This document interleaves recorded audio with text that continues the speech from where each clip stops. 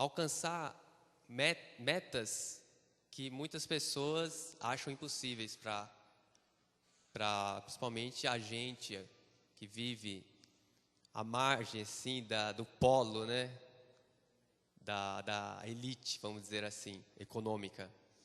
Quando a maioria que a gente pode dizer na periferia, a gente nasce com o sentimento de que a gente tem que ser um empregado. Mas a ideia dessas palestras é trazer a ideia que nós podemos ser mais do que nossos pais foram, mais do que nossos tios, nossos parentes foram. Nós podemos ser mais. Nós podemos, como os exemplos que passaram por aqui, nós podemos superar a história dos nossos antepassados, sermos melhores, criarmos. E para criar, você tem que conhecer, você tem que adquirir conhecimento. Pronto, Silvio. Agora o Silvio. Então, eu vou começar assim. Primeiro eu vou pedir desculpa porque português não é minha língua nativa, então me perdoa se eu erro de vez em quando. Então, minha história, meu nome é Silvio Lust, eu tenho 26 anos, eu moro em Zurique, Suíça. E minha mãe é brasileira, meu pai é suíço, e eu fui criado na Suíça, mas tratado como estrangeiro. Tanto que eu sou tratado como estrangeiro aqui no Brasil. Então, meu pai era um diretor de um dos maiores bancos suíços, mas mesmo assim eu fui criado sem algum privilégio. Eu fui ensinado a se esforçar por tudo que eu queria. E me lembro até quando eu chegava ao meu pai pedindo alguma coisa, ele sempre falava que, filho, você quer isso? Então vai lá, vai trabalhar. Então, eu passei muito tempo fora da escola, quando eu estava de férias, trabalhando na área de construção e ajudando lá para ganhar um dinheirinho para conseguir o que eu queria. E minha formação foi a seguinte, eu fui na escola pública até 15 anos de idade, que já é muito bom lá, porque a escola pública obriga os alunos a aprender 4 idiomas, sendo alemão suíço e alemão fluente, e inglês e francês até um certo ponto. Com 15 anos, eu fui obrigado a procurar um estágio ou fazer uma faculdade. Este tempo eu era muito trabalhador, assim que eu não queria estudar, e tentei achar um trabalho, mas eu não conseguia. Eu tomei um precurso na área de economia, que durou 1 ano, e depois, felizmente, graças a Deus, eu fui selecionado de 135 candidatos para completar minha formação e o estágio na Bayer. Eu não sei se vocês conhecem a Bayer, mas é uma das maiores empresas farmacêuticas do mundo. Então, depois de 3 anos, eu acabei minha formação lá, e era uma formação mínima, assim. E aí eu comecei a perceber que não valia nada no mercado, porque quase todo mundo também tem essa formação. Assim, eu era obrigado a continuar mais 2 anos estudando economia, e foi muito duro, porque teve alguns dias de aula das 8 da manhã até 10 da noite, e ainda dever para fazer, e é muito para... Deixa eu ver, eu teve uns 17, 18 anos, era muito para mim fazer, mas eu fazia isso. E no fim eu passei a prova, e eu era formado nessa área com qualificações de recursos humanos e contabilidade. Assim, no mercado suíço de trabalho tem muitas vagas, mas o problema é que tem poucos especialistas qualificados em áreas como engenharia ou informática, e a Suíça, não fazendo parte da União Europeia e tendo também outra moeda corrente e leis diferentes, contém contratos com a União Europeia para fazer negócios como buscar esses trabalhadores e de outros países europeus, quando não eram encontrados na Suíça. Assim, era muito difícil, com a qualificação que eu tive, achar um trabalho. Mas depois de 6 meses procurando, eu achei um trabalho e comecei a trabalhar como analista de contratos de trabalho e contador de salários em uma empresa bem pequena. Depois de 1 ano e meio, eu estava insatisfeito com esse trabalho e a rotina dele, e resultou em me querer mais da minha vida. Eu queria mais, eu queria ganhar mais, eu queria fazer um trabalho melhor. Assim, eu fui lá e falei com o meu chefe e eles me transferiram para um outro departamento que vendia soluções de recurso humano a empresas grandes. Neste tempo, eu me esforcei muito, trabalhei muito, eram uns 12 horas por dia ou mais, e consegui fechar uns contratos com grandes empresas que rendiam mais que 4 milhões de reais por ano para a nossa empresa. Eu já ganhava um bom salário, mas em comparação com isso que a empresa ganhava, a porcentagem era bem pequena. Assim, resultou de novo em me querer mais. Então, eu me esforcei mais e falei de novo com o meu chefe que eu não estava satisfeito com isso, eu quero ganhar mais, eu quero fazer carreira. E eles me transferiram para outro departamento que se especializava em consultação e terceirização na área informática. E aí que eu comecei mesmo esforçar muito mais de antes. E durante esse tempo eu fui promovido 2 vezes em 2 anos, acabando sendo o chefe de uma equipe de mais que 4 consultores de empresas trabalhando para nossos clientes. Mesmo assim, eu cheguei ao ponto que eu queria mais. Insatisfeito. Assim, eu fui ao mercado de trabalho buscar um novo emprego com todas as minhas qualificações. Por enquanto, eu já tinha tirado diplomas de inglês da Cambridge e alguns outros certificados profissionais de venda. E hoje em dia, com só 26 anos de idade, eu sou gerente nacional de vendas e vice-presidente de uma empresa multinacional que existe em mais que 10 países. E eu me esforcei muito para chegar a essa posição. Geralmente, pessoas que estão numa posição como a minha são muito mais velhas que eu, na faixa de 45 a 60 anos. E, por enquanto, eu estou contente com o meu trabalho, mas tenho certeza que vai chegar o momento que eu vou, de novo, querer mais. Mas tem uma mensagem que eu quero deixar aqui com vocês, jovens, hoje à noite, é que nada é impossível. Você só tem que se esforçar e ter muito fé para chegar ao lugar que vocês querem ser. E o segredo é você sempre ser aberto para opiniões de outros e aprender novas coisas. Eu tenho certeza que das palestras, durante esses 3 dias, eu já consegui levar algumas coisas que vão me beneficiar a minha carreira profissional no futuro. Então, ouçam bem que os palestrantes vão falar, porque é muito importante ter opiniões diferentes. Obrigado.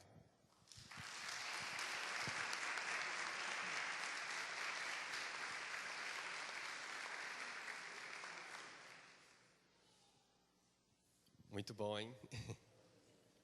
Insatisfeito. Tá certo. Sem mais demoras, então, eu queria já chamar os palestrantes aqui da noite para compor a banca. Começando pelo primeiro palestrante, Daniel Ortega. Daniel, por favor.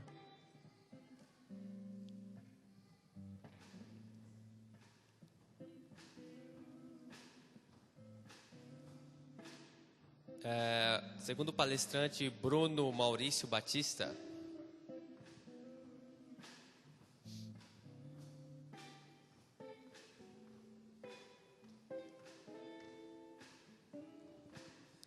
E o terceiro palestrante da casa, Marcos Luciano Carvalho.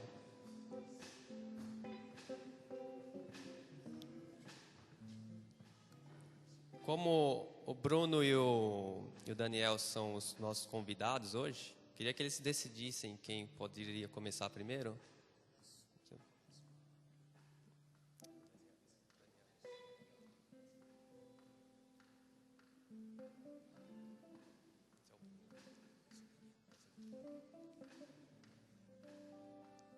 Então, aproveitando aqui o Bruno já está se preparando, eu vou apresentar a formação dele.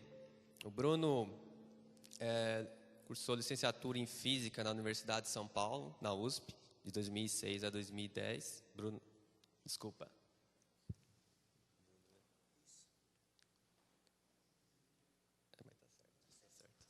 Certo, eu me confundi aqui, mas está certinho, é isso mesmo. Graduação em Física e Licenciatura pela Universidade de São Paulo. concluída em 2010. Ele fez um ensino médio no Colégio Objetivo. Tem o mestrado em Física pela mesma Universidade de São Paulo, na USP. Pós-graduação iniciada no segundo semestre de 2011. Atualmente está fazendo a graduação em Ciências Econômicas, bacharelado, na Universidade de São Paulo, na USP.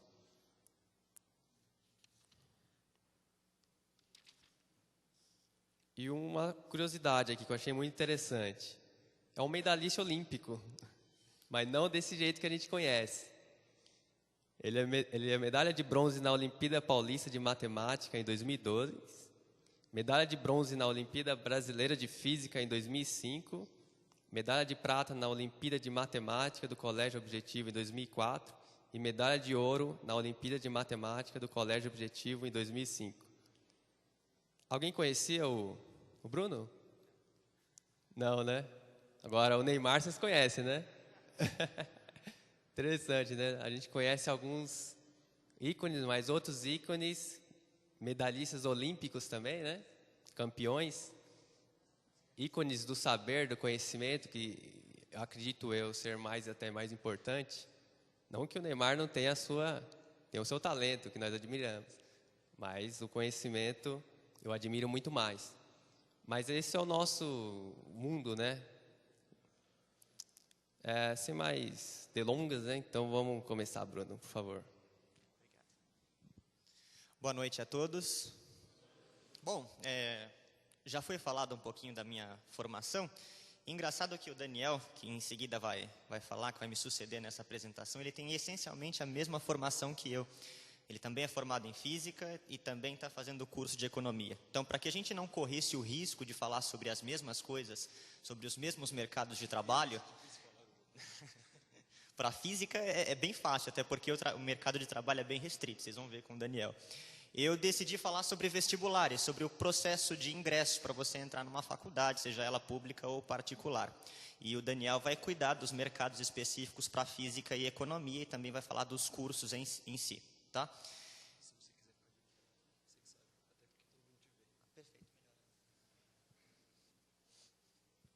Então já vou pedir que passem a primeira apresentação, o primeiro slide. Pode ser que alguma coisa que eu fale aqui já tenha sido apresentada a vocês nesses 2 dias de palestra, até porque já soube que vocês tiveram contato com coordenador de cursos pré-vestibulares, pessoas já formadas, mas enfim, uma pessoa formada em exatas, ela pesa muito pelo rigor. Então, se eu vou falar sobre vestibular, tenho que dar uma definição, o que é, quando acontece, como você faz para inscrever, por mais que seja repetitivo. Vou passar muito rápido por isso, tá bom? Então, são provas que você faz para poder ingressar numa instituição de ensino superior qualquer, seja ela pública ou particular. Podem ocorrer em épocas diversas de um determinado ano letivo. Eu vou falar aqui logo em seguida de alguns vestibulares de universidades públicas. Essas trabalham com vestibulares que acontecem uma vez por ano e outras 2 vezes por ano, tá? Como você faz para se inscrever? Bom, aí varia de acordo com a instituição, mas você tem que se preocupar com um determinado calendário, obedecer às datas, enfim, os períodos variam de instituição para instituição. E o conteúdo das provas é essencialmente conteúdo de ensino médio, conteúdo com o qual vocês têm contato desde o 1º ano até o 3º ano do ensino médio regular. Pode passar. Aqui eu coloquei uns exemplos. O primeiro exemplo, vocês estão vendo na tela, dos vestibulares públicos importantes do estado de São Paulo, é o vestibular da USP, que é organizado pela FUVEST, Fundação Universitária para o Vestibular.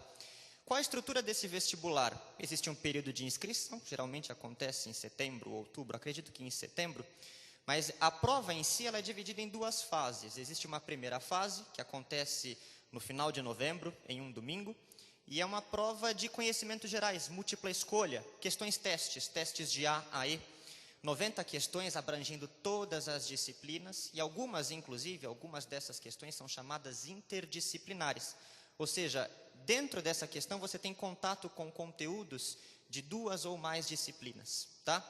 Passou pela primeira fase, você em janeiro passa por 3 dias de prova, é a chamada segunda fase do vestibular. Pega provas de português e redação, conhecimentos gerais, de novo, todas as disciplinas, e um terceiro dia com provas, com disciplinas específicas da sua área. Por exemplo, eu que sou formado em física, num terceiro dia eu faria prova de física e prova de matemática. 6 questões de física, 6 questões de matemática. A diferença é que agora essas questões são todas dissertativas, ou seja, você não tem mais o recurso da alternativa, não tem mais como chutar. Aí é competência mesmo, tá bom? Pode passar. Um outro vestibular importante é o vestibular da Unesp, Universidade Estadual Paulista, que é organizado pela VUNESP.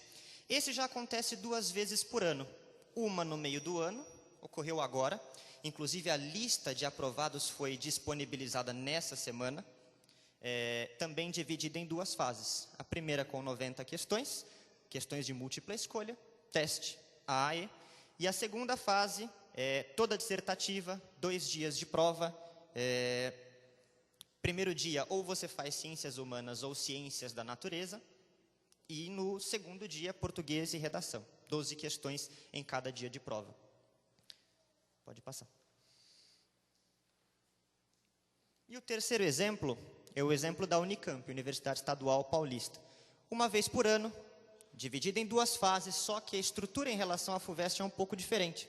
Na primeira fase, você faz 48 questões teste, e ainda tem que cumprir com 2 propostas de redação. Pode ser uma carta, pode ser uma dissertação, pode ser uma descrição, uma narração, enfim. E você tem, para tudo isso, as 48 questões, mais 2 redações, um tempo de 4 horas e meia. Tempo curto. Tem que saber se virar. Por isso a prática é importante. Passou da primeira fase, vai para a segunda fase, 3 dias de prova, com 24 questões cada dia. Ciências humanas, artes, língua inglesa compondo o segundo dia, ciências da natureza o primeiro, matemática e português o último dia, tá? Enfim, só para vocês terem uma ideia das principais universidades públicas que existem dentro do estado de São Paulo, as mais concorridas também, tá? Por que eu não falei da Unifesp? Porque eu vou falar em seguida do Enem. O processo de seleção para a Unifesp é baseado no Enem, o Exame Nacional do Ensino Médio. É uma prova que, nesses últimos anos, ganhou uma dimensão muito importante. Por quê? Quando ela foi pensada inicialmente, em 98, ela só tinha, essencialmente, uma proposta, que era avaliar a qualidade do ensino médio nas escolas do Brasil, sejam elas públicas ou particulares. Mas, com o passar do tempo, ela foi ganhando uma outra dimensão. Além disso, ela passou a servir como forma de ingresso em universidades públicas, federais, e hoje em dia também algumas particulares, que distribuem bolsas parciais ou integrais, considerando o desempenho do aluno no Enem. Tá? O modelo original é um modelo de 63 questões, mais uma redação, um único dia de prova. Eu fiz esse modelo, sou uma pessoa velha, já fiz essa prova há muito tempo. Mas o modelo atual é bem diferente. Você tem 2 dias de prova, 90 questões cada dia, passando não por disciplinas, português, história, geografia, mas sim por grandes áreas. Áreas que a gente chama de ciências da natureza, ciências humanas, matemática, linguagens e códigos. Tudo bem? Joia. Aí, um pequeno gráfico para vocês tenham uma ideia da evolução do número de inscritos no Enem, para que tenham uma ideia de como essa prova foi ganhando importância com o passar do tempo. Se você pega em 1998, você tem algo em torno de 151, é isso? 157 mil inscritos. O processo de inscrição para o Enem 2013 acabou recentemente e foram contabilizados, ou foi contabilizado um total de 7 milhões de pessoas. Ou seja, num curto período de 15 anos, você passar de 157 mil para 7 milhões, para mais de 7 milhões de pessoas, significa que essa prova ganhou muito em termos de importância, tá? E ela serve como processo de seleção para algumas carreiras da Unifesp, né? Algumas carreiras têm o seu vestibular na Unifesp baseado pura e exclusivamente no Enem, ou seja, basta você fazer o Enem, você tem condições de concorrer a uma vaga em determinados cursos. Agora, existem outros mais concorridos da Unifesp, é o caso de medicina. Já veio alguém da Unifesp aqui para poder conversar com eles, não é? Sim. Esse é um curso cujo modelo de seleção é misto.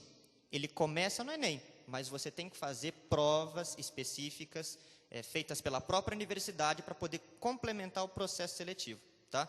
Então, alguns se baseiam exclusivamente no Enem, outros no Enem e mais uma prova específica. Agora, dei uma ideia de alguns processos seletivos, de alguns vestibulares importantes. A gente precisa saber como pensar o vestibular, em questão de preparação, em questão de escolha de carreira, em questão de escolha da instituição de ensino. Vou fazer uma pergunta para vocês, para os jovens. Vocês já têm plena certeza do que cursar em termos de faculdade no ensino superior? Sim? Alguém tem alguma dúvida? Quem ainda tem alguma dúvida? Levanta a mão sem qualquer traço de timidez, por favor. Muito bem. A questão é, por que passos eu preciso passar para poder resolver essas dúvidas? Primeiro de tudo, acho que o essencial é você escolher a sua carreira, não é? E como é que eu posso escolher essa carreira? Inicialmente, você pode se basear na sua própria experiência escolar, ensino fundamental, ensino médio. Você consegue identificar um conjunto de disciplinas que mais te interessa, não é? Por exemplo, aposto que todos vocês aqui gostam de física, sim ou não? Não? Mas, gente, meu objetivo aqui era fazer com que vocês fossem para física no vestibular. Não vou conseguir? Poxa, vou sair daqui traumatizado, então. Enfim, você sabe o que você gosta: história, geografia, física, matemática, química, biologia. Em função dessas matérias que mais te agradam, você já pode ter um rumo. Poxa, odeio física. Não vou fazer engenharia, não vou fazer física, não vou fazer matemática. Enfim, adoro história e geografia. Você pode ser professor? Não, né? Você pode trabalhar com ciências sociais, pode trabalhar com letras, de repente, em traduções, enfim. Pode partir para a economia. A economia é mais interessante, não é? Enfim, em função dessas disciplinas, tem sim como você definir um gosto, mas muito dificilmente você vai definir uma única carreira. Você vai ficar em dúvida entre 2, 3, 4, 5, enfim. Vai ter dúvida. Agora, como é que eu consigo, então, resolver essas dúvidas? Além de pensar nas disciplinas, você pode pensar nas habilidades pessoais que você tem. Nossa, eu sou um belo centroavante. Eu jogo futebol de uma maneira, assim, espetacular. Você pode fazer esporte, não é? Eu sou apaixonado por cálculos. Vá para a área de exatas. Faça engenharia, faça física, faça química, faça matemática. Eu sou extremamente comunicativo. Faça jornalismo, faça qualquer outra coisa do tipo. História, direito, quem sabe. Adoro ler. Uma habilidade importante para quem gosta ou para quem pretende fazer direito, não é? Pois é. Enfim, você pode considerar essas coisas, tá? Agora, geralmente, depois que você segue esses 2 passos iniciais, sobram dúvidas. Você não consegue ter uma plena definição do que quer fazer ainda, tá? Então, o que você faz? Aí você parte para as conversas, você parte para a procura de especialistas. Um passo importante seria tentar arrumar um contato com algum profissional dessas áreas pelas quais vocês pretendem passar. Estou em dúvida entre ciências sociais, jornalismo, letras e qualquer coisa do tipo. Poxa, onde é que eu posso atuar com essas formações? O que eu posso fazer? Como eu posso viver? Como eu posso ganhar dinheiro? Isso é importante, não é? Você pode consultar, não só pode, como deve consultar profissionais para poder resolver esse tipo de dúvida, tá?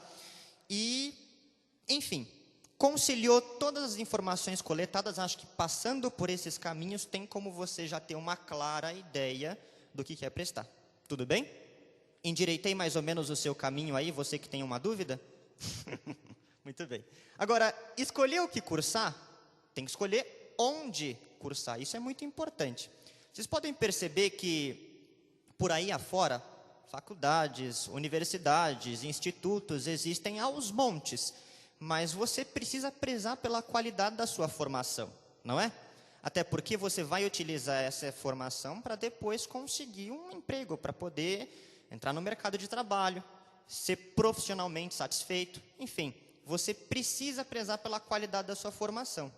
Precisa conseguir satisfazer esse critério também. Você precisa escolher a instituição, precisa escolher o vestibular, tá?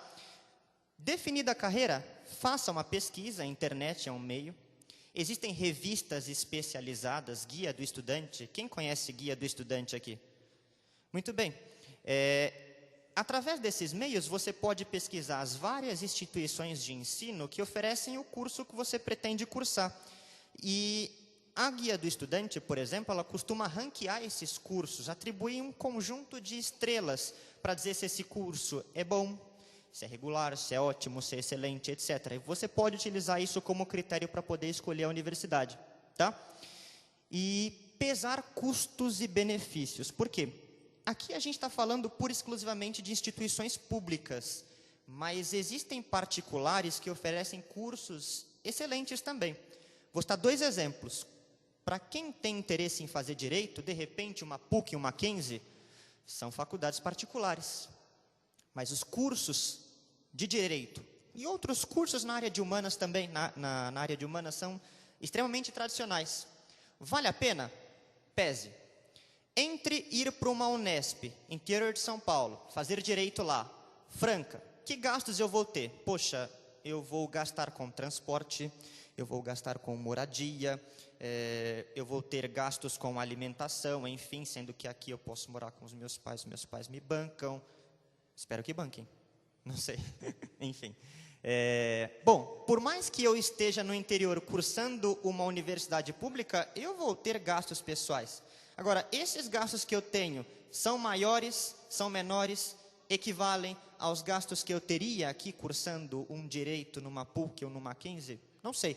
É aí que eu falo, você precisa pesar. Nem sempre optar por uma faculdade pública pode ser a melhor opção em termos financeiros. Você precisa considerar isso. Tudo bem? Sim? Próximo. E aí a questão chave, a questão mais importante é como se preparar, né? Esse é um item que eu dividi em uma quantidade maior de slides, acho que 3 já resolvem, porque é um detalhe mais importante de todas essas escolhas. Já sei o que eu quero fazer em termos de curso superior, já escolhi onde cursar, agora como eu vou me preparar? Primeiro item, isso é aconselhável, o que é aconselhável não é obrigatório. Dado que o vestibular, ele cobra todo um conteúdo de ensino médio, poxa, deixar para se preparar no 3º ano do ensino médio é complicado. Por que é complicado? A quantidade de conteúdos com os quais você vai ter que lidar é uma quantidade muito pesada. Vai ficar um regime de estudo, você vai ter que lidar com um regime de estudo muito concentrado. Qual a intenção? Melhor possível seria diluir. Trabalhar isso já desde o 1º ano do ensino médio. Pega tudo que você aprende no ensino médio e dedica uma atenção especial àquilo. Tenta aprofundar. Você consegue ganhar tempo com isso e com certeza consegue melhorar a sua preparação, tá? Respeitar ritmo próprio. Em que sentido? Quando você chega no 3º ano do ensino médio e cria essa iniciativa de pensar o vestibular, você começa a se matar. Principalmente as pessoas que estão cursando, ou que estão fazendo cursos pré-vestibulares, né? Fazem exercícios. Filho, vem jantar. Não, eu tenho que fazer exercício, mais exercício. Gente, tudo tem limite. E se você não respeita esse limite, você pode se dar mal da mesma forma, tá? A gente pode até utilizar a metáfora de um atleta. É claro que ele tem que se preparar, só que o que acontece se ele se prepara de forma excessiva, além do limite? Pode ser que no dia da competição, que é o dia mais importante para ele, ele não esteja plenamente capacitado para poder competir. Então ele tem que respeitar o limite dele, tem que fazer as coisas, enfim, sem qualquer tipo de exagero. Porque senão, se ele se sobrepõe, se ele se sobrecarrega, ele pode se dar mal da mesma forma como se não tiver feito nada. Cuidar de leituras obrigatórias, isso é importante. Alguns vestibulares exigem dos alunos a leitura de certos livros, obras clássicas da literatura brasileira, portuguesa, enfim.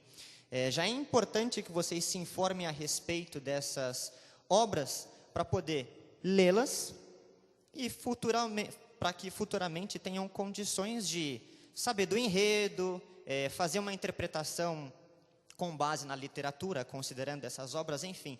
Ler já é um grande adianto, tudo bem? E ler bastante com boa frequência, mas leituras que somem. Por que ler é importante para um vestibular? Porque ajuda, te dá base na hora de escrever. Você vai ter que fazer redações. E as redações, geralmente, elas trabalham uma modalidade que a gente chama de dissertação. Você vai ter que se posicionar criticamente a respeito de um dado tema, a respeito de um dado assunto. Como é que você vai fazer esse tipo de coisa se você não lê? Difícil. Você precisa ler. Mais do que ler, você precisa formar opinião crítica sobre as coisas que acontecem ao seu redor. Tudo bem? Como você toma contato com esse tipo de coisa? Através de leituras que somem. Esse somem, entre aspas, que já passou, significa: não vou ler pensando no vestibular. Tititi, contigo, resumo da novela. Não. Coisas que acrescentem a sua opinião. Tudo bem? E aí entram alguns elementos essenciais. Vocês podem conseguir: determinação, força de vontade e ambição. Tá? Com esses elementos, tendo a plena consciência de que você pode conseguir, de que você pode chegar lá, você consegue. Você consegue. Tudo bem? Aqui, eu coloquei umas informações. Eu vou disponibilizar essa apresentação para vocês depois. Que muitas pessoas, na hora de escolher a profissão, baseiam-se nas rendas, né? Poxa, o que eu posso ganhar com essa formação? Acho que o professor não tá aí. Vai para lá, vai para a direita, né? Mas, enfim. E aí, numa das aulas de introdução à economia, eu faço economia atualmente, um professor me disponibilizou esse trabalho. Ele foi feito por um grupo de professores da Fundação Getúlio Vargas, as rendas médias que você pode conseguir em função da sua formação. Esse primeiro gráfico está projetado, ele trabalha o salário de um ponto de vista geral. Tenha você só uma graduação ou uma pós-graduação. Pós-graduação significa mestrado e doutorado. Tudo bem? Vejam que o curso que fornece a maior renda aí é o curso de medicina. Mas para que você chegue a essa renda, você precisa ter um doutorado. Ou seja, são 6 anos de formação e o governo quer colocar mais 2 ainda para que você estagie no SUS, né? Mais 2 anos de mestrado, mais ou menos, isso por baixo, e mais 2 anos de doutorado. Então, é um período muito grande dedicado a estudos. Enfim, só para que vocês tenham uma ideia e possam consultar depois, tá? Aqui só a graduação, tirando mestrado e doutorado. Mais para baixo, o professor está mais para baixo, infelizmente. Pode passar. E aí as rendas que você pode conseguir, em média, com os cursos de pós-graduação. Pode passar. Tá? Eu coloquei uma pequena bibliografia, caso vocês queiram consultar mais informações a respeito, site da FUVEST, Unicamp, Unesp, e um site que vai te redirecionar para esse estudo de salários, de rendas, mais aprofundado, ou seja, vai além desses 3 gráficos que eu mostrei para vocês. Tudo bem? Deixe o meu muito obrigado. Vocês podem comemorar logo depois de passarem no vestibular dessa forma. Não, de uma forma mais bonita, né? Obrigado, gente.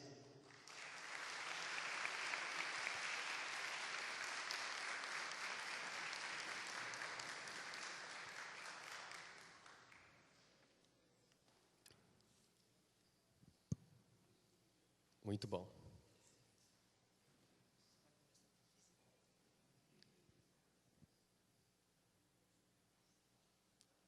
O próximo palestrante é o Daniel Ortega. Também tem a sua formação em Física, licenciatura em Física pela Universidade de São Paulo. E também está fazendo Ciências Econômicas pela Universidade de São Paulo, USP. É alguma coisa do curso de Física que estão orientando vocês para fazer? Ganhar dinheiro? Ah, tá, porque entrar em Física para ganhar dinheiro é difícil, né? A sua atuação profissional atualmente é como professor da rede privada de ensino. Entre essas instituições que ele dá aula é o curso e o colégio Objetivo. E um dado interessante é que ele fechou o curso de física em 4 anos, com média 8,5. Vocês podem falar, mas o que de interessante tem nisso? Eu fiz alguns anos de física, mas não 9 anos? Ah, tá, 9 é nota, tá, entendi. 8,7. Ah, então tá aí, ó. Eu fiz alguns anos de física, licenciatura na USP também. E olha, é difícil eu chegar no 5. É difícil. E ainda fazer o curso em 4 anos é um feito. Para quem não sabe, o curso de física na USP é considerado um dos mais difíceis de todos os cursos. Inclusive, tem alguns que falam que é mais difícil que, inclusive, medicina. É muito pesado, é um curso maçante, muito pesado. Então, o cara fazer esse curso em 4 anos é um feito. É um feito mesmo. E ainda com média, notas em torno de 8,5, não é normal. Um cara desse não é normal. Beleza. Daniel, pode começar. Bom, boa noite, pessoal. Ele já contou o meu currículo e tal, mas eu queria falar um pouco da minha história de vida. Segurem as lágrimas, por favor. Vamos lá. Então, como grande parte de vocês, eu acredito, eu sou oriundo de escola pública, tá? Eu cursei o meu ensino fundamental e médio, o fundamental na rede municipal e o médio na estadual. Depois disso, fiz junto com o ensino médio, eu fiz um ensino técnico também, eu fiz técnico em eletrônica, também numa ETEC, né, estadual. E, para não dizer que eu não cheguei a seguir essa profissão, eu fiz um estágio de 3 meses na área, mas eu não gostei. Né? Feito o curso de eletrônica, eu tinha em mente prestar engenharia elétrica. Então, a primeira vez que eu fui prestar vestibular, eu fui fazer engenharia elétrica. Né? Prestei, não passei. Né? Como eu sou brasileiro e não desisto nunca, eu resolvi prestar de novo. Só que na segunda vez eu optei por uma opção mais fácil, né? Física. Física é mais fácil. Cuidado, tá? Um curso fácil de entrar não significa que ele é fácil de sair. Né? Normalmente, os cursos fáceis de entrar são muito difíceis de sair. Tá? Mas deu tudo certo. Enfim, em 2006 eu comecei meu curso de física. Tá? Me formei em 2010. Depois disso, eu comecei a trabalhar na área. Eu me formei em licenciatura. Tá? Tive uns altos e baixos no curso. Isso que eu quero, não é bacharelado, não é bacharelado. Vocês vão entender quando eu começar a falar de física. Tá? E aí, depois de formado, eu comecei a dar aula. Dando aula, eu tive uns probleminhas com o meu trabalho. Né? Eu gosto muito de dar aula, eu adoro, mas tem alguns problemas, por exemplo, como corrigir prova. Isso não é legal. Tá? E, visando isso, eu resolvi trocar, complementar minha formação ou até mesmo trocar a área de atuação. Então, eu pensei em fazer engenharia civil. Tá? Eu gostava de desenhar e gostava de cálculos, tinha facilidade, então era o curso perfeito para mim. Por meio do Enem, que o Batista já comentou com vocês, eu prestei o Enem e por meio do SISU eu entrei numa Federal de São Paulo, tá? IFSP, Instituto Federal de São Paulo. Comecei a cursar um curso de engenharia civil. Cursar o curso ficou ruim. Comecei um curso de engenharia civil, tá? Fiz um semestre, detestei, tá? Desenho técnico é a pior coisa que existe, assim, do meu ponto de vista.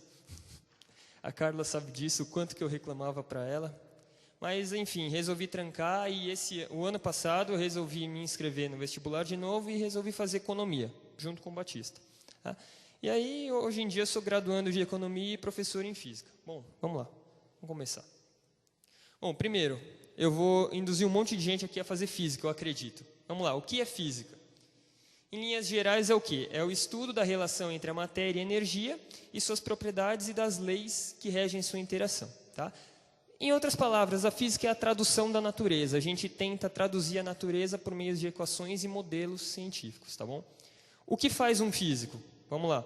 Generalizando, um bacharel em física ele estuda os corpos e fenômenos físicos em todas as escalas. Então, ele vai desde o muito pequeno, desde aquela partícula subatômica, até aquela coisa enorme, aquele astro mais distante da galáxia mais distante. Tá? Então, é isso que faz um bacharel em física. E importante, tá? Vocês vão entender por que isso é importante. Ele, além da pesquisa pura, aplica as leis do mundo físico para a solução de questões práticas e cotidianas. Então, um físico ele não faz cálculo, um físico pensa. Tá? Ele sabe calcular também, claro. E um licenciando, né, que é quem faz licenciatura em física, ele já tem as atividades mais voltadas para o ensino. Tá? Vamos lá. Bom, o que vem pela frente num curso de física? Então, quem quer prestar física, primeiro tem que gostar no mínimo, gostar de exatas. Tá? Então, tem que, no mínimo, ter aquela facilidadezinha assim, com matemática, porque a parte de matemática e física no curso é muito rigorosa, tá? É muito grande, a carga é bem grande mesmo, então disso não dá para fugir. Tá? E é legal, assim, não é obrigatório, mas é legal que você tenha, no mínimo, assim, uma facilidade com leitura em inglês, porque algumas obras, algumas bibliografias você só consegue em inglês. Tá? Então, é legal. Olha ali, ó, a Wizard. Vão sortear bolsas, é isso? Tá aí a dica. Vamos lá. Agora, a formação de um físico. Então, quando você ingressa em física, você tem duas opções. Né? Na física, isso já é feito, pelo menos na USP, já é feito na inscrição do vestibular. Você não tem como se inscrever nos dois. Você tem que optar ou bacharelado ou licenciatura. Basicamente, um bacharelado trabalha com pesquisa e um licenciando, ele trabalha com ensino. Tá? Então, você já divide aí. A física ela fica em bacharelado ou licenciatura. E no bacharelado, depois de um certo ciclo básico, você tem que fazer uma habilitação.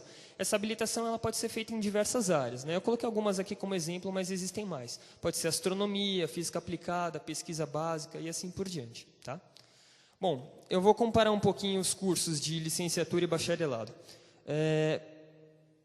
Essas duas grades que eu coloquei aqui, elas são baseadas no período diurno. Tá? Entenda diurno como manhã e algumas tardes, tá? Não é só matutino o curso. Tanto a licenciatura quanto o bacharelado, eles têm matérias que são feitas em grande parte de manhã, mas tem uma ou outra que precisa ser feita à tarde. Tá? É diferente de integral, que é manhã e tarde. Tá? Bom, vamos lá. Então, no primeiro semestre de física, no bacharelado você tem introdução à física, conhecida também como física zero. Tem física experimental 1, cálculo diferencial integral 1, vetores e geometria analítica. Tá. Na licenciatura você vai ter o quê? Fundamentos de mecânica, introdução às medidas em física, ótica, geometria analítica e cálculo 1 também. Qual que é a diferença entre bacharelado e física? Bacharelado e licenciatura. Em um você aprende mais ou menos física do que o outro? Não, na parte de física básica não. A diferença é que no bacharelado você vai ver a física em módulos sequenciais, como física 1, física 2, física 3, física 4. Na licenciatura você vai ver tudo isso bem segmentado. Você vai ver as componentes da física separadas. Você vai estudar mecânica, você vai estudar ótica, você vai estudar termo, tá? Tudo separado. Outra coisa que é marcante no curso de bacharelado é que eles têm muito mais laboratório do que a parte de licenciatura, tá? Então, você pode ver, pode ir para o segundo semestre. Você vê que o segundo semestre, no curso de bacharelado, você já tem Física Experimental 2. No de licenciatura, você já não tem isso. Em compensação, você tem ali, ó, POEB, Política e Organização da Educação Brasileira. Tá? O que seria isso? É uma matéria voltada para essa área de ensino. Tá? Então, você já começa a ver a segmentação, a divisão dos cursos nessa parte. Um é voltado para a pesquisa, outro é voltado para o ensino. Tá? Pode passar. Ocupações de um bacharel. Tá? O que um bacharel pode fazer? Formado em bacharelado de física, você pode fazer o quê? Você tem basicamente duas opções. Ou você faz pós-graduação, tá? E segue carreira acadêmica, ou você cai para o lado corporativo direto. No lado corporativo, lembra que eu falei lá que o físico, ele pensa? Então, isso atrai alguns mercados de trabalho, como, por exemplo, bancos e lugares onde você precisa programar, porque no curso de física a gente aprende a programar um pouco também, tá? Área de informática e tal. Então, um físico ele sabe programar e ele tem uma base matemática muito boa. Além de tudo, ele sabe pensar, tá? Então, essas duas áreas, elas contratam físicos por meio disso. Físicos são bons em resolver problemas, tá? E ele pode cair para o lado da indústria também, para trabalhar em algum laboratório, com supervisão e tal, tá bom? O que faz um licenciando? Ah, eu esqueci de comentar. Uma pessoa que faz pós-graduação, ela não necessariamente precisa fazer carreira acadêmica, tá? Ela pode depois cair no lado corporativo sem problema algum, tá bom? Pode seguir. Um licenciando, né? O que acontece? Ele pode fazer pós-graduação em ensino ou em pesquisa em física mesmo, tá? Não existe essa divisão, licenciando só pode fazer mestrado na área de ensino. Não, ele pode fazer em física também, tá? E depois seguir carreira acadêmica, ou ele pode cair para o lado corporativo e ir para o ensino, tá? É claro que existem outras possibilidades. É possível de um licenciado trabalhar num banco e tal, mas tá, isso aqui é o básico. Normalmente é o que acontece, tá? Bom, aqui está uma foto do Instituto de Física da USP, tá? Bonito. Esse prédio grande aí é o Peletron, é o acelerador de partículas, tá? Muito legal. Agora pode ir para a parte de economia.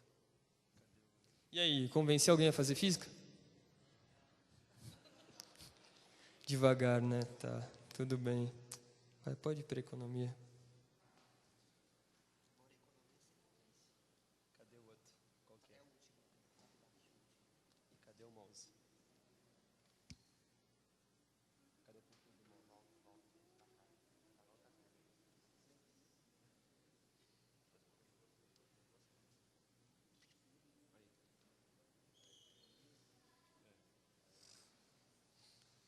Bom, pode passar. Pode passar. Bom, vamos lá. O que é economia? Definição bem... Vamos lá. Economia é a ciência social que estuda a produção, distribuição e consumo de bens e serviços. Ela estuda as formas de comportamento humano resultantes da relação entre as necessidades dos homens e os recursos disponíveis para satisfazê-las. Bom, basicamente é o seguinte: um economista, ele analisa a forma mais eficaz de alocar os recursos escassos que ele tem, tá? Tudo que existe em escassez, um economista é a pessoa essencial, a pessoa ideal para alocar aqueles recursos da forma mais eficaz possível, tá? Sendo dinheiro ou não.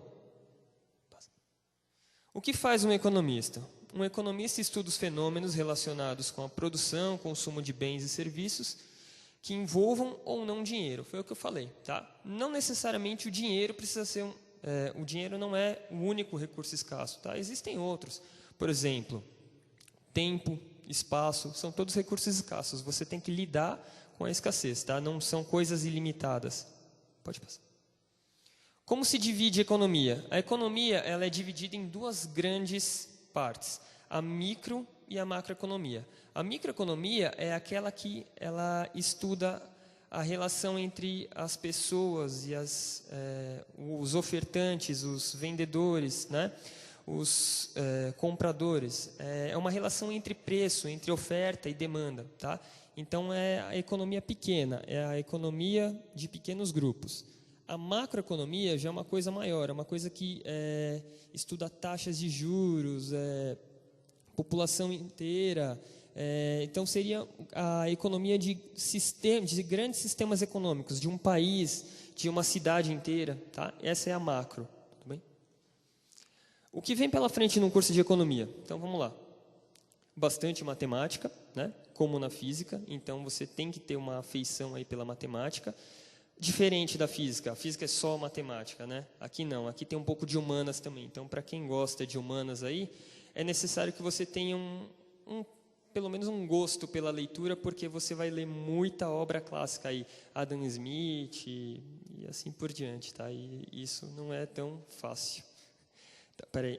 E também, né, uma facilidade com leitura em inglês, porque em algumas bibliografias a gente só consegue em inglês, tá? Vamos lá. O que a gente vê num curso de economia?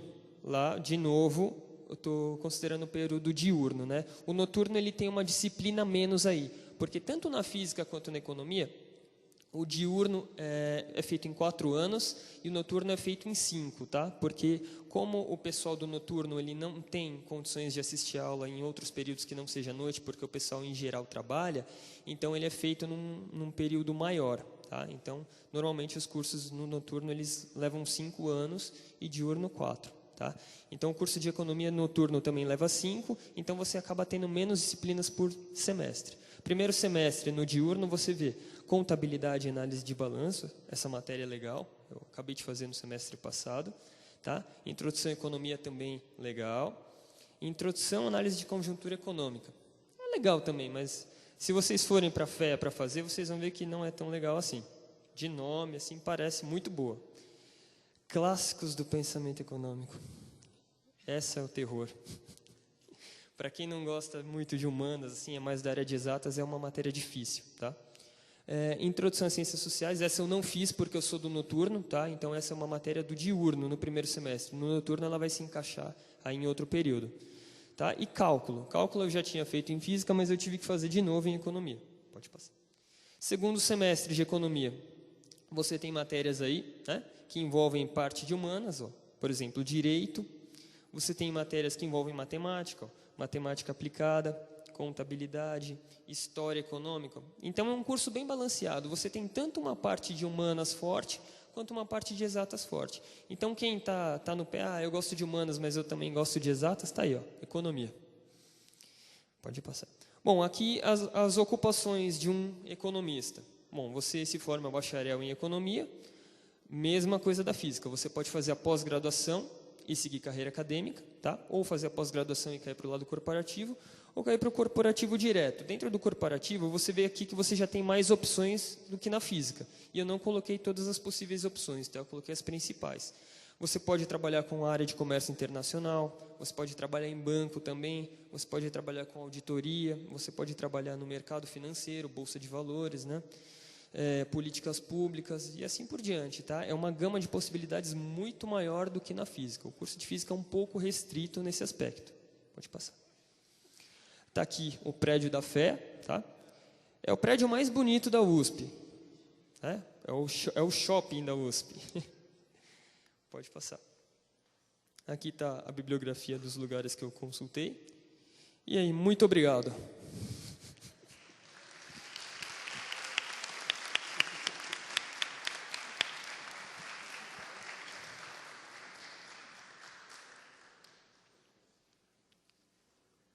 Eu gostei do quem faz física aprende a pensar, né? Gostei disso aí. Muito bom.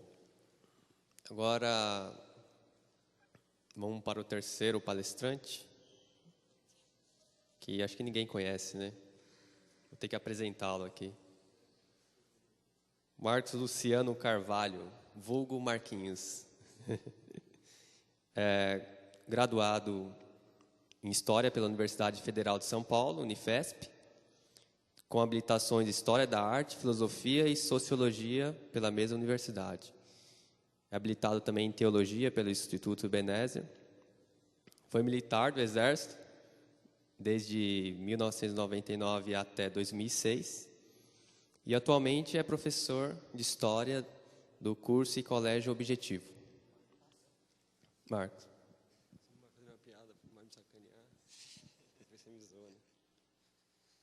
Bom, antes de eu começar aqui, agradecer, né? Todo mundo que está aqui, o Robério, a Leni, o Genivaldo ali no fundo, o Rui voltou aqui, os palestrantes que já passaram por aqui estão aqui, como o Douglas, o Wesley, né?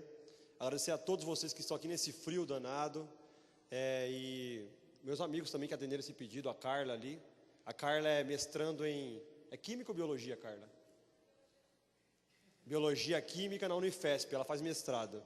Então agradecer o Daniel também, o Giovanni, todos.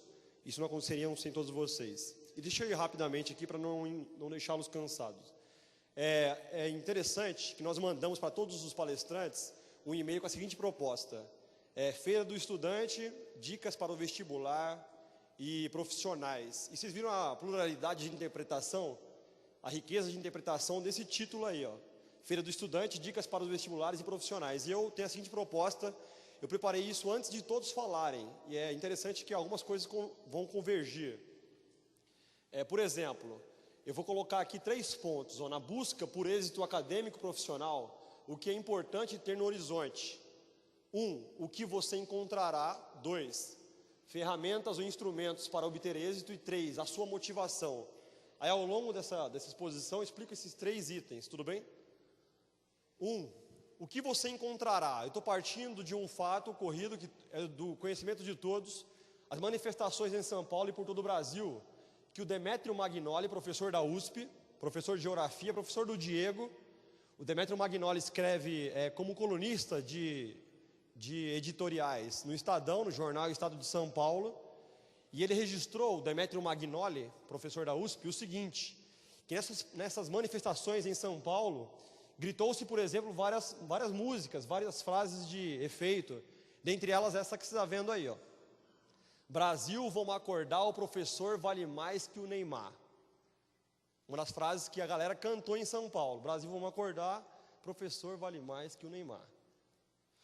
É lógico que esse valor, pode passar, esse valor é um valor de importância, né? Na minha conta não cai 6 milhões de reais por mês. Ele ganha 6 milhões de reais por mês.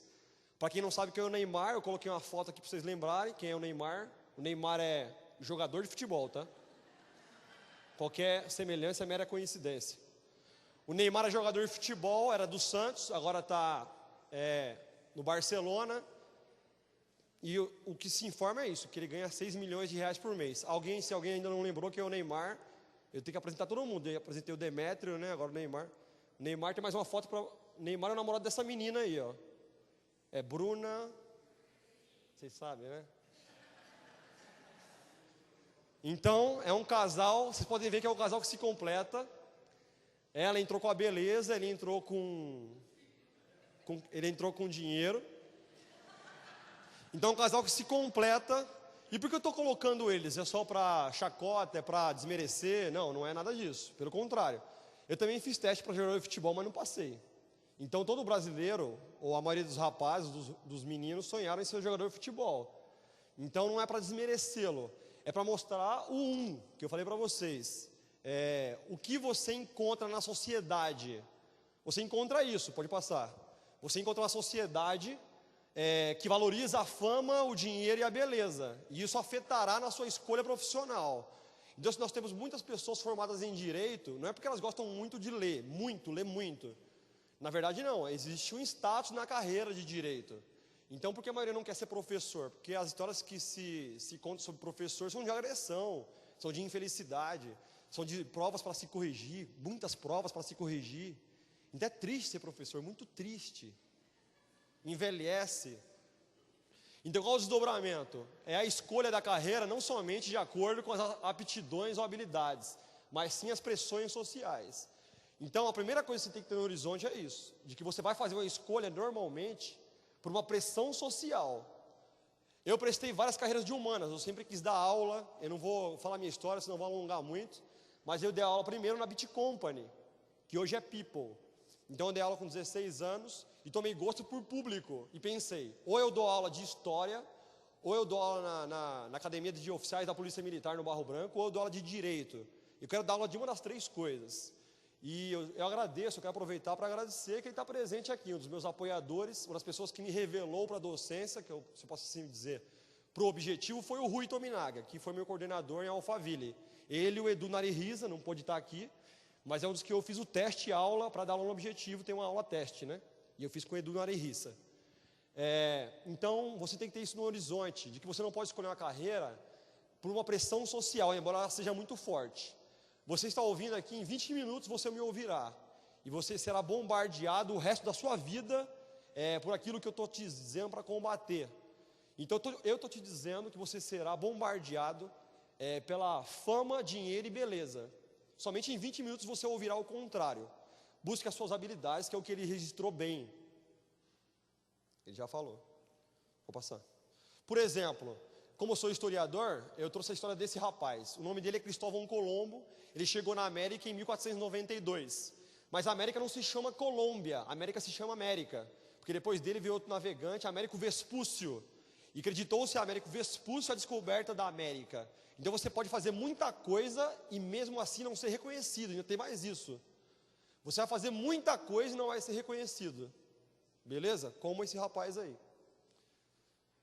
Aí esse filme eu recomendo para vocês, a trilha sonora, só pela trilha sonora já valeria, que é Vangelis, né, o nome da trilha sonora. E o filme se chama 1492, A Descoberta de um Paraíso. Colombo acreditava que aqui poderia formar uma nova sociedade harmônica, mas tudo por água abaixo. Os espanhóis mataram, dizimaram a sociedade nativa. Pode passar. No 2 agora. Ferramentas ou instrumentos para obter êxito. Atentar às suas habilidades e competências, fazer uso de todos os meios disponíveis para desenvolvimento ou melhoria das habilidades. O que seriam esses meios, todos esses meios? Vou passar. Frequentar a biblioteca. Lan house é lotado. Biblioteca não. Ler e transcrever editorial. Vou mostrar aqui o que é o editorial. Conhecer cursos e instituições de ensino próximos à sua casa. FNC, por exemplo. Próximo à sua casa. Estudar perto de casa é importante. Certo? Deslocamento cansa. Certo, Carla? Estudar perto de casa é importantíssimo.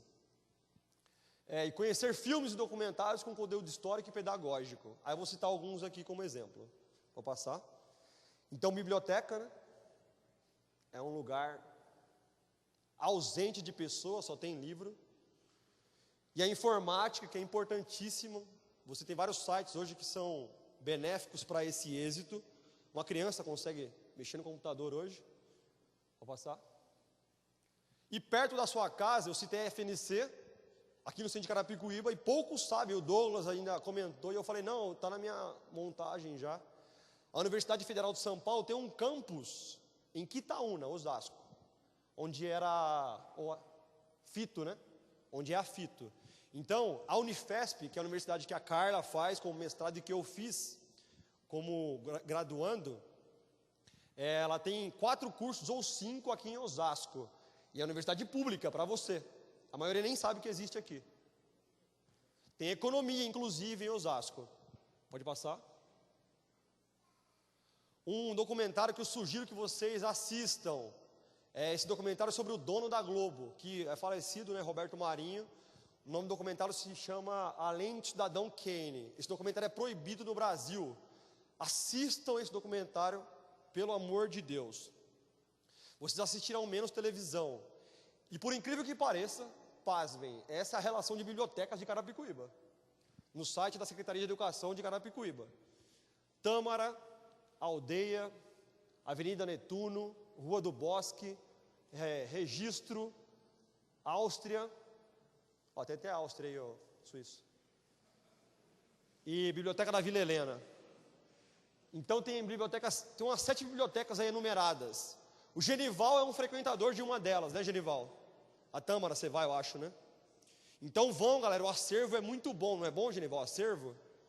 Tem o acervo lá da coleção dos pensadores, por exemplo, todos os clássicos da filosofia, tudo bem? Vou passar. Você com o jornal na mão, jornal velho, tá? Não precisa ser o jornal do dia. Você pegando o jornal, olhando a capa, você abre o jornal, a parte de dentro da capa, é isso que eu estou falando, que é o editorial. Por que eu estou dizendo, literalmente, para você fazer isso?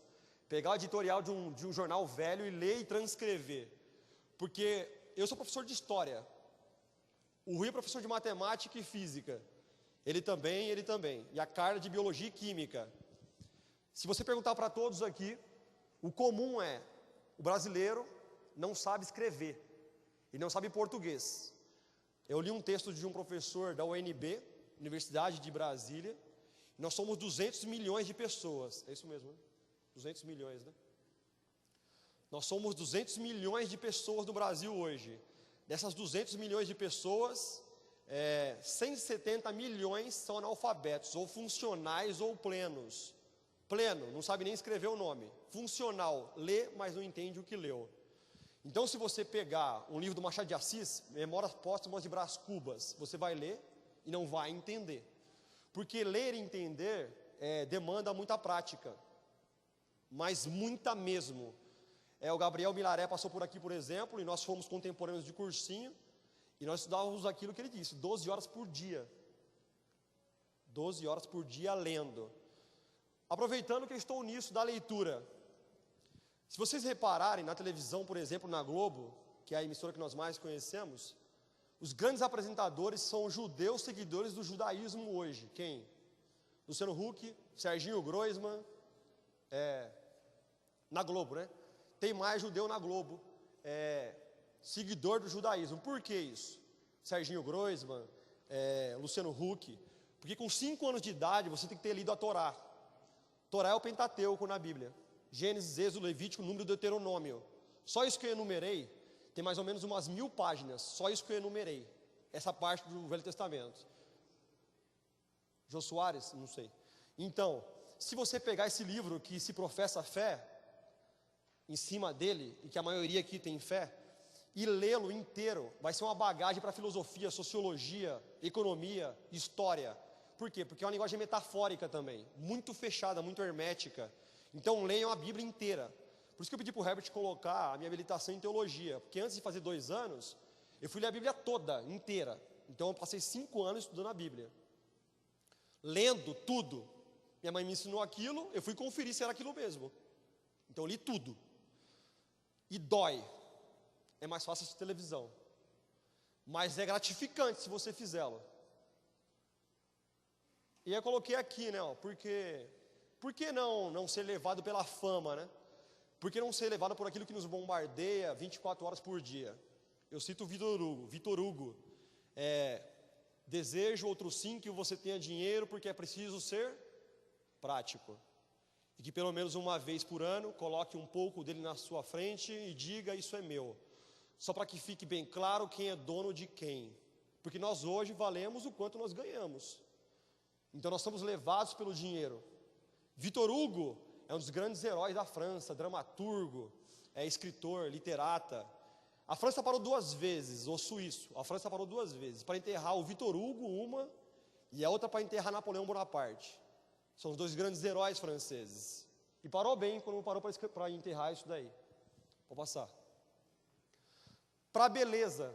Então o dinheiro, não seja dominado por ele. Aproveitando esse negócio do dinheiro, um oficial da Polícia Militar ganha R$5.000 por mês. Eu prestei concurso para oficial da Polícia Militar 5 anos, reprovei os 5 anos. O último reprovei no psicológico, eu não sou maluco.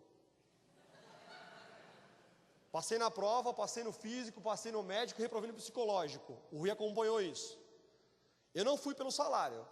Um oficial da Polícia Militar, segundo tenente, primeiro tenente, ganha R$5.000 por mês. Eles estão mentindo para vocês, viu? Eles ganham mais do que isso. A Carla, inclusive, também. Então, o professor da rede privada, normalmente, ele não ganha mal, né, Rui? Na rede pública, se começa com R$7 até R$18 por aula. Na rede privada, começa com R$18 até R$70. Já veio aqui, por exemplo, o professor Isaac Almeida. É um bom professor, responsável pela física do Mackenzie. Um bom professor ele. Você teve aula com o Isaac? Bom professor? Excepcional. O Isaac é um dos responsáveis pela física do Mackenzie, por exemplo. Ele não ganha menos que R$20.000 por mês, dando aula de física. Não seja o dinheiro que te guie. O dinheiro vai passar. A beleza também passa, e a beleza é idealizada. Esse é o Mickey, não é o nome dele? Personagem aí? O Mickey da Disney. Mas o Mickey já é um senhor. A foto dele real não é essa. Essa foto é idealizada. A foto real dele é essa daí, ó. Só que se fosse assim, ninguém iria ao Disney, concorda? Então a beleza é idealizada. E a beleza, nós gostaríamos que fosse eterna, mas a beleza não é eterna. A beleza não é eterna e ela é idealizada. Então não se apega à beleza, não se apega ao dinheiro. Vou passar. Então eu coloquei aí, ó. Não seja o dinheiro, a aparência ou o status. Seja em benefício do outro as suas conquistas. Difícil, hein? Seja em benefício do outro as suas conquistas. Eu acho que eu vou ouvir a mesma coisa do Rui, do Bruno, do Daniel e da Carla. Nosso maior prazer, e eles vão compartilhar comigo do que eu estou dizendo, é quando você contribui para alguém passar na universidade, seja ela pública ou privada. O Wade veio aqui ontem.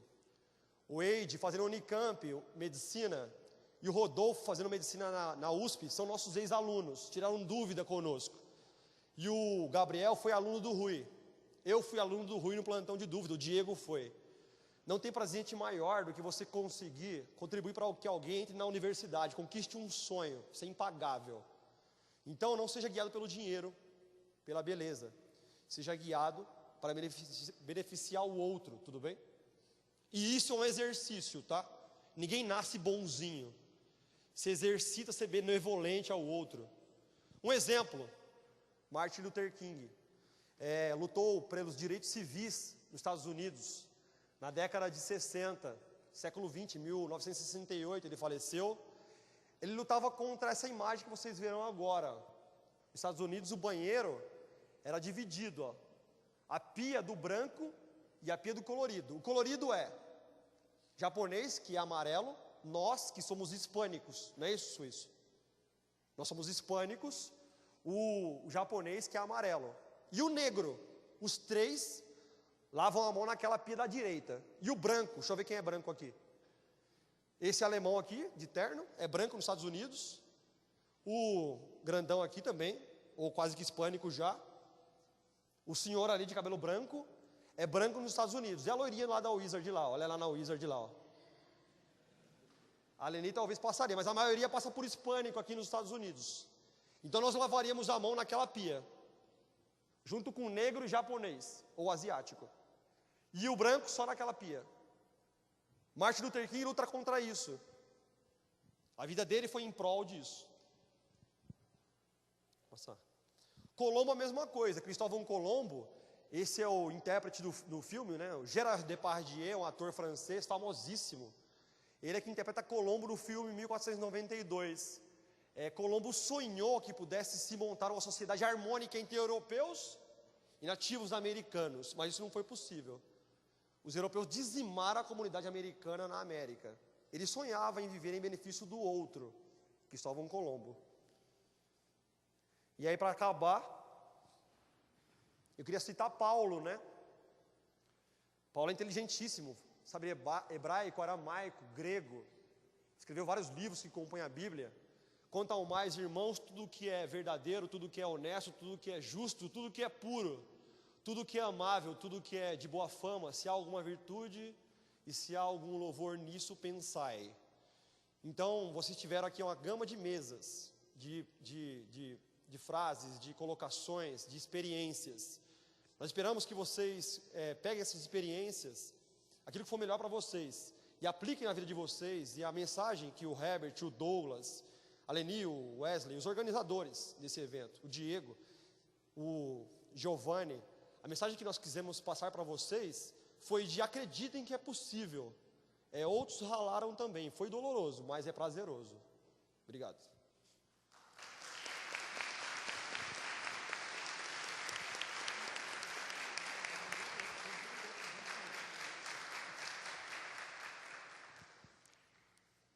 Muito bom.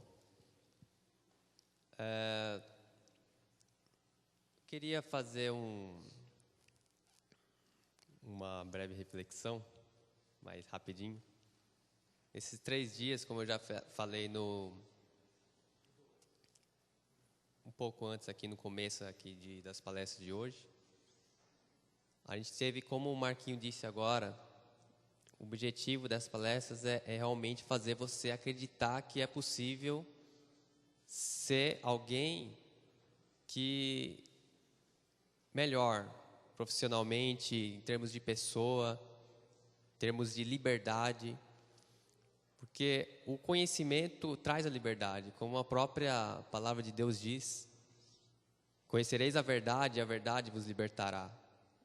E tanto no âmbito espiritual, como a palavra diz que Jesus é a verdade e Ele liberta, mas também no plano secular, humano, que o conhecimento faz o homem ser livre.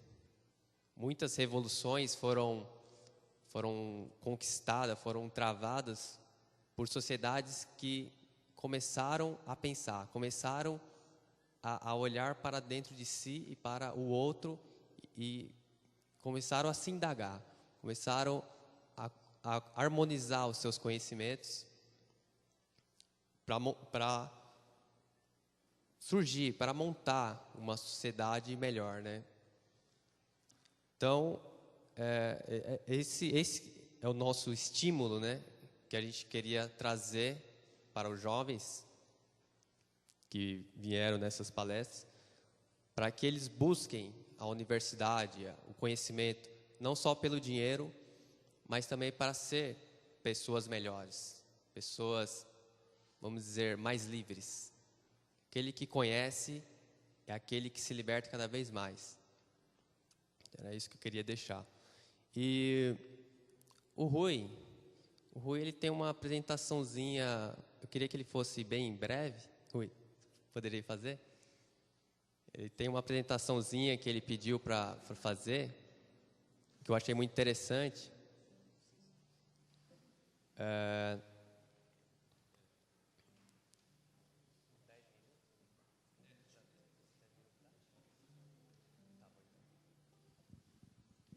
Bom, boa noite, gente. Voltando, né? Aquela vez eu não consegui montar o material e fiquei devendo para vocês.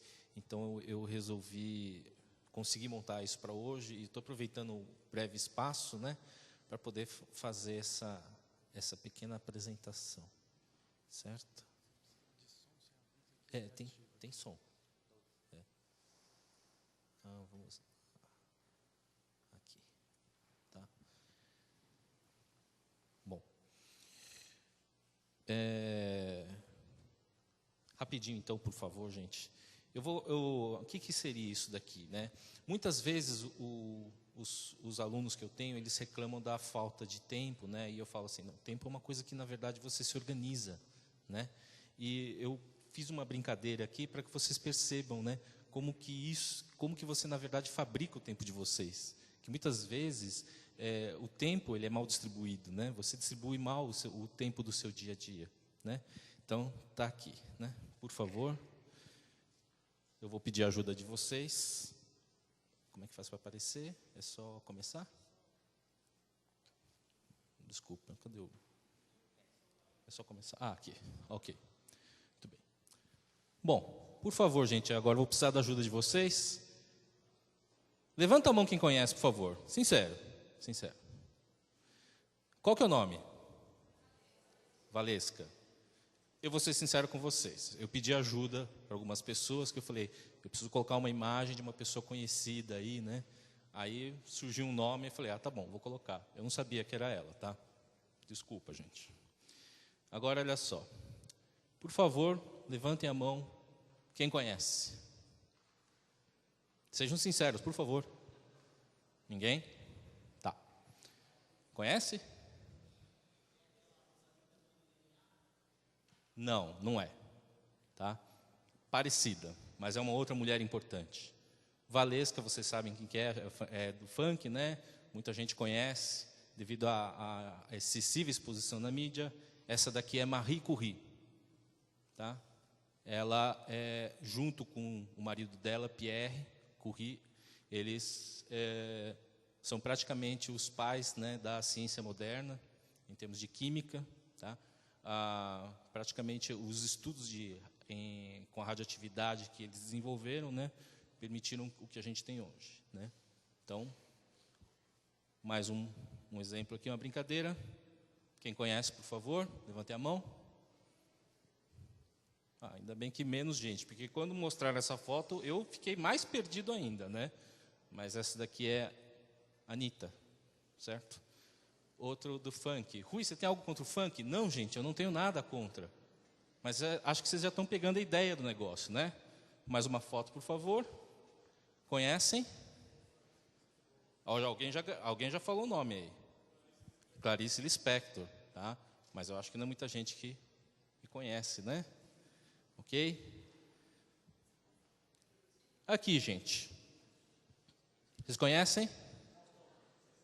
As dançarinas do Faustão? Certo? Alguém sabe do que se trata? Muito bom. Melhor, né? Por que isso, né? Porque de uns tempos para cá, o Domingão do Faustão tem colocado algumas obras no fundo, né? Mas aí mostra a obra no fundo e as dançarinas do Faustão na frente. Então eu queria ver quantos prestam mais atenção na obra apresentada, né, do que nas dançarinas. Certo? Bom, o que eu queria colocar com isso, né? Tempo a gente fabrica. O programa do Domingão do Faustão como exemplo, não tenho nada contra também, são horas de programa, certo? E você passa diante da televisão, que eu já falei aqui, né? Tem esse probleminha, gasta muito tempo, certo? Para acumular informações que, desculpe, infelizmente não vão te ajudar muito no vestibular, nem na vida profissional. Não vai ajudar na busca do seu sonho, certo?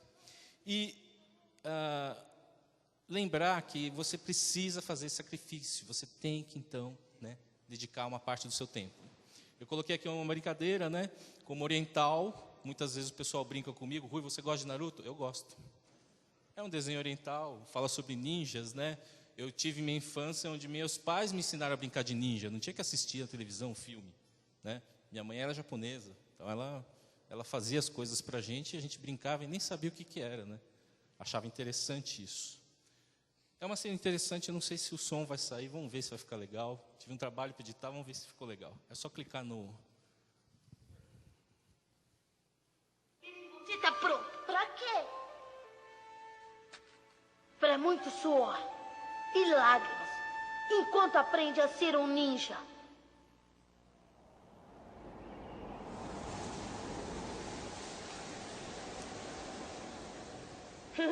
A propósito, não tem um jeito fácil de se tornar um Hokage. Tô certo.